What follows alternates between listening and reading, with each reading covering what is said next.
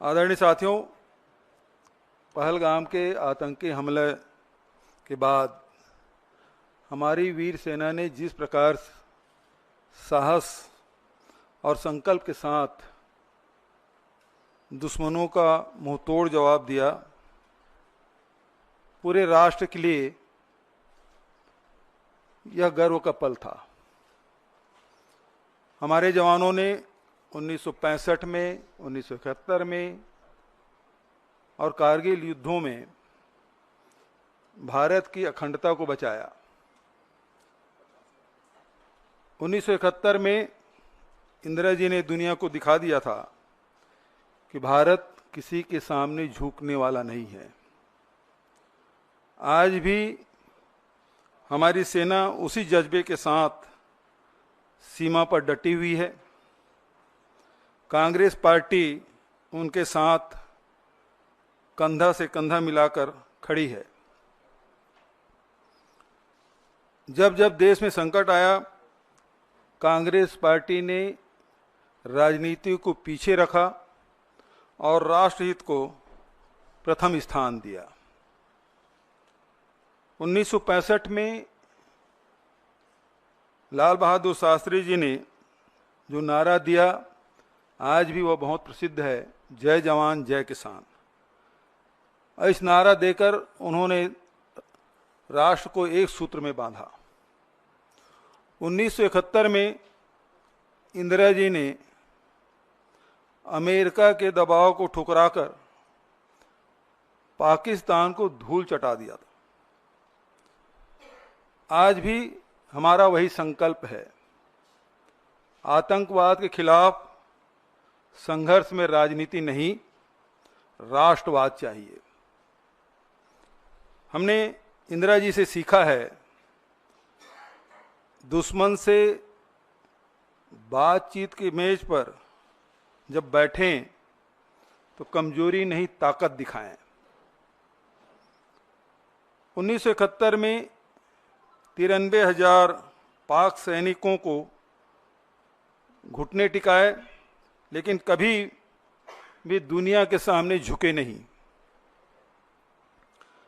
आज सरकार से पूछिए, क्या अमेरिका के दबाव में हमने अपनी नीति बदल दी? इस संकट की घड़ी में कांग्रेस ने सभी राजनीतिक कार्यक्रम रद्द किए। संविधान बचाओ रैली जैसे महत्वपूर्ण आयोजन को स्थगित किया गया ताकि देश में एकजुटता का संदेश जाए। हमने जय हिंद यात्रा निकाली, जिससे सेना का मनोबल बढ़े और जनता के बीच जनता आतंकवाद के खिलाफ एकजुट हो। हमने सरकार से कहा, चाहे जितना बड़ा संकट आए, कांग्रेस आपके साथ है। जब पूरा देश सेना के साथ खड़ा था, भाजपा नेता ट्विटर पर यूपीए एनडीए की तुलना करके मुद्दे को राजनीतिक रंग देने में लगे थे। उनके नेता हमने सर्जिकल स्ट्राइक किया, कांग्रेस ने कुछ नहीं किया। जैसे ट्वीट करके सेना की बहादुरी को अपनी उपलब्धि बताने की कोशिश की। सवाल है, क्या सेना के बलिदान को चुनावी बयानबाजी में इस्तेमाल करना उचित है? एक भाजपा नेता ने ट्वीट किया, कांग्रेस के समय में आतंकवादियों को माफी मिलती थी, मोदी जी ने सीमा पर सबक सिखाया। यह झूठ है। हमने हमेशा आतंकवाद को कड़ाई से निपटाया, चाहे 71 की बात हो, चाहे 84 की बात हो, या अनेक उदाहरण दिए जा सकते हैं। हमने स्पष्ट संदेश दिया कि भारत की एकता से खिलवाड़ बर्दाश्त नहीं। कांग्रेस ने पूरे देश में जय हिंद यात्रा निकाली, जो सशस्त्र बलों के पराक्रम को सलाम और आतंकवाद पीड़ितों को श्रद्धांजलि देने की मुहिम। यह यात्रा सेना की वीरता को याद करते हुए समाज में मेलजोल और राष्ट्रीय एकता बढ़ाने का माध्यम भी बनी।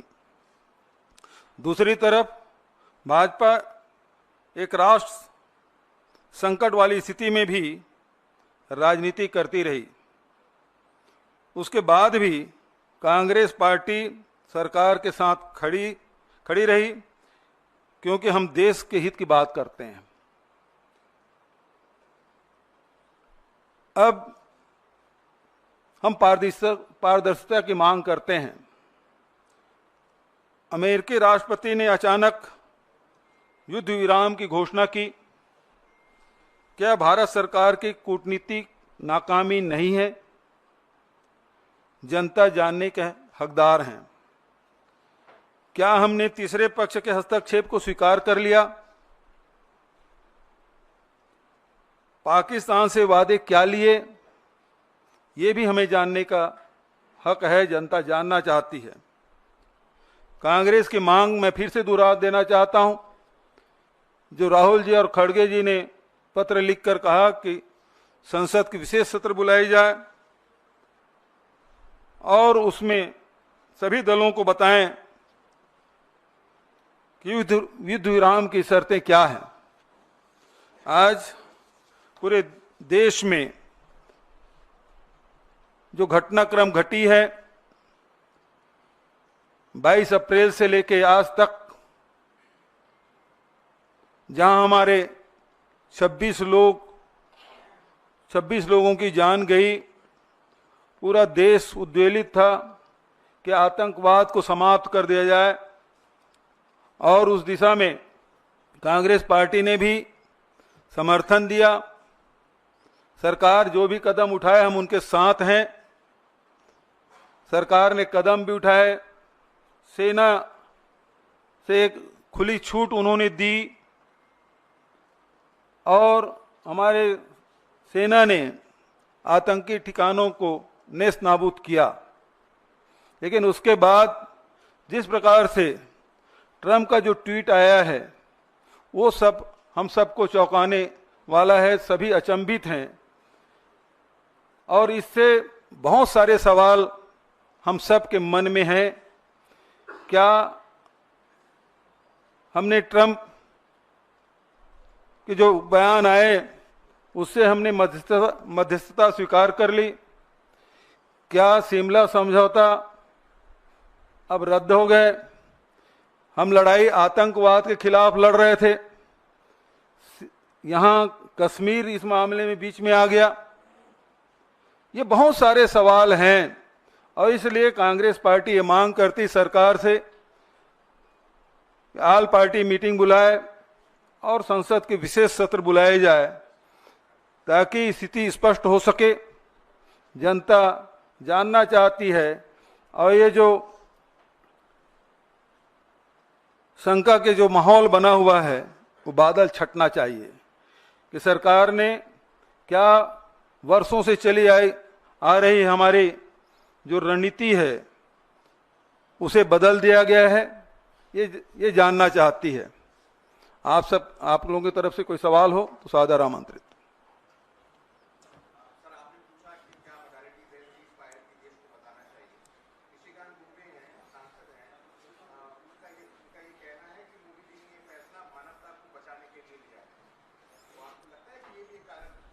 देखिए, सवाल हम सरकार से पूछ रहे हैं, निशिकांत दुबे जी से नहीं।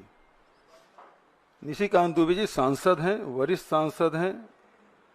हो सकता है उनके ब्लू आई बॉय हो और उसके बहुत सारे जो बयान हैं जो चर्चित रहे हैं, जिस प्रकार से सुप्रीम कोर्ट के खिलाफ उन्होंने टिप्पणी की, वो सब जानते हैं और उसे किनारा कर लिया गया।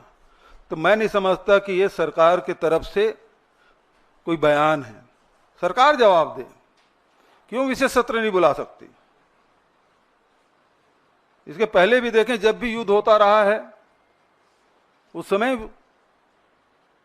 दोनों सदन चले हैं, ये रिकॉर्ड में है। अब क्यों नहीं हो सकता? क्योंकि इतनी बड़ी घटना घटी और उस घटना के बारे में जानकारी लेने का सबको अधिकार है, देश जानना चाहती है।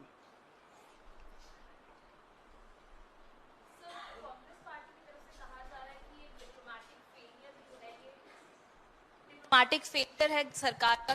पहले आईएमएफ की जो मीटिंग हुई थी उसमें अपनी तरफ वोट नहीं ले पाए और शाम को यूएस प्रेसिडेंट ने आकर डिक्लेयर किया कि ये जो है सीज फायर हो गया है दोनों पार्टीज के बीच में। तो आपको क्या लगता है, क्योंकि आज जो बीजेपी की प्रेस कॉन्फ्रेंस हुई उसमें साफ कर दिया गया पहलगाम का बदला ले लिया गया है, आप तो क्या मानते हैं कि कहीं ना कहीं सरकार का भी एक कमजोर रहा है? सबसे पहली बात यह है कि युद्ध जब ये लड़ाई चल रही थी उस बीच में पाकिस्तान को आईएमएफ के द्वारा $1 बिलियन उसको दिया जाना और उसमें जब फैसले हो रहे थे तो हमारे प्रतिनिधि वहां नहीं थे। दूसरी बात यह है कि अमेरिका के राष्ट्रपति का ट्वीट पहले आता है और उसके बाद दोनों देशों के बयान आते हैं, तो निश्चित रूप से ये कूटनीतिक नाकामी है, इसको सरकार को मानना चाहिए। दूसरी बात, जो अभी आपने भाजपा के प्रवक्ता की जो बात आपने की, तो सवाल ये उठता है कि हमने बदला ले लिया, ये जो वाक्य है इसमें बहुत सारे सवाल उठते हैं। क्या वो 4 या 5 आतंकी आए थे जो 26 लोगों की जान लेके चले गए, वो पकड़े गए या मारे गए? इसका उत्तर आना बाकी है। दूसरा, जब सरकार ने इसे चूक मान ली है तो जिम्मेदारी किस पे ठहराया जा रहा है? कौन उसकी जिम्मेदारी लिया, उसके लिए क्या उसकी सजा मुकर्रर की गई? क्या गृह मंत्री जी इस्तीफा दे रहे हैं?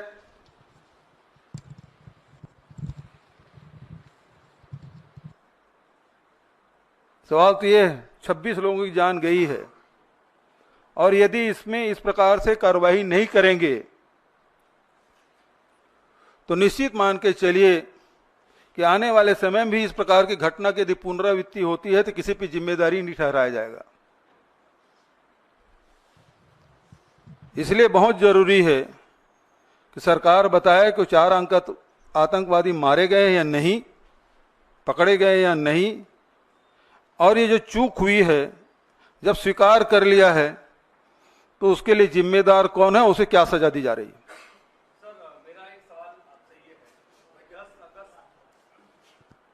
मेरा आपसे सवाल यह है कि 10 अगस्त 1994 को जब दोनों सदनों का विशेष सत्र बुलाया गया था, उस दौरान सर्वसम्मति से पारित किया गया कि पीओके हमारा है और पीओके हमारा अभिन्न हिस्सा है और उस पर कब्जा किया जाना चाहिए।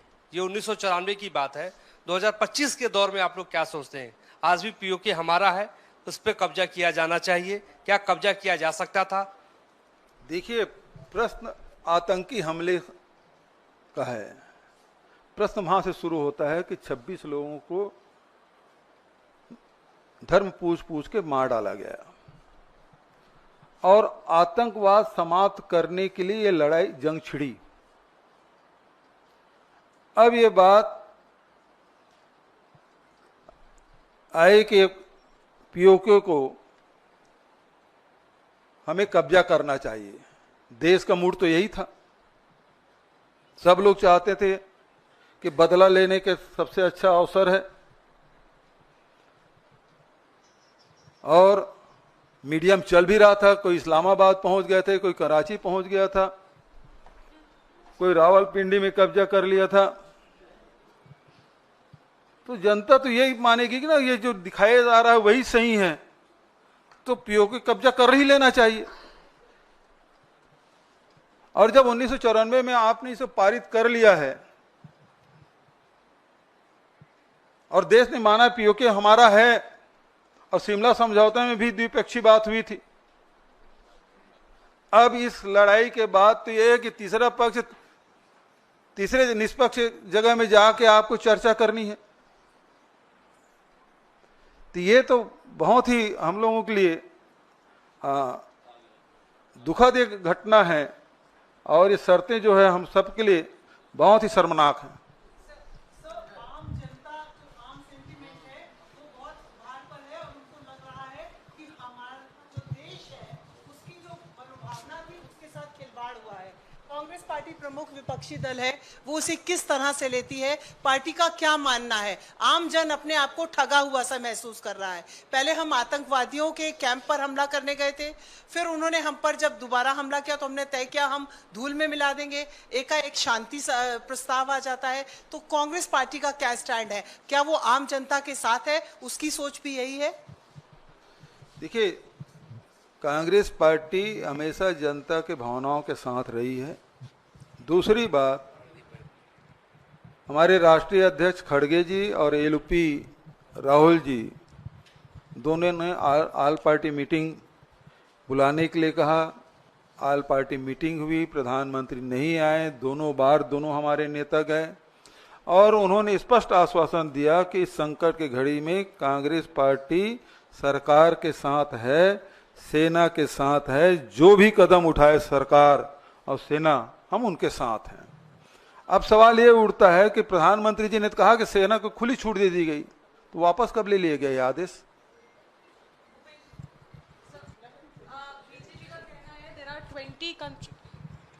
बीजेपी का कहना है कि 20 कंट्रीज जो है उन्होंने सपोर्ट किया है इंडिया को, लेकिन आईएमएफ का लोन तो दे दिया गया पाकिस्तान को। तो कहीं ना कहीं आपको लगता है हमारी फॉरेन पॉलिसी फेल हो गई इस बार? देखिए, एक बात स्पष्ट है कि आप इस लड़ाई में देखें, आपके समर्थन में कौन कौन देश आए हैं। जो रूस हमेशा हमारे साथ खड़ा होता था हर संकट में, वो हमारे साथ नहीं दिखे। आज प्रधानमंत्री जी अमेरिका परस्त हो गए हैं, लेकिन अमेरिका ने उसका पहला बयान क्या था, उसको ध्यान में रखिएगा।